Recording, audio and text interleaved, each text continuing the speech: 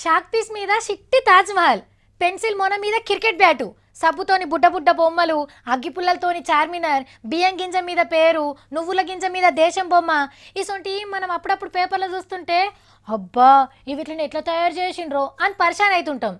ఎంత కష్టపడితే కానీ గిసొంటి తయారు కావు.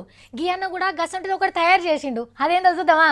గీ అన్నేమో చూపిస్తాడు, జర్ర కెమెరా దగ్గరికి పెట్టన్న. ఏహే ఏం కనబడతలేదు, ఇంకా దగ్గరికి పెట్టు కొంచెం. జై కేసీఆర్, జై తెలంగాణ. ఇండ్లేముంది గొప్పతనం అని అనుకుంటున్నారులే. గీ అక్షరాలు దేని మీద రాసిండ్రో తెలుసునా? నెత్తెంటిక మీద. 6 గంటలు కష్టపడి 18 అక్షరాలు రాసిండ్రు. అన్న పేరు విద్యాధర్, హైదరాబాద్లోనే ఉంటాడు. కేసీఆర్ సార్ మీద అభిమానంతోని ఎంటిక మీద పేరు రాసి రికార్డు కొట్టేసిండు. దీన్ని మైక్రో ఆర్ట్ అంటారు. చిన్న చిన్న వస్తువుల మీద పేర్లు రాసుడు, బొమ్మలేసుడు అన్నట్టు. కొన్ని అయితే భూతద్దం పెట్టుకుంటే తప్ప కనబడాయి.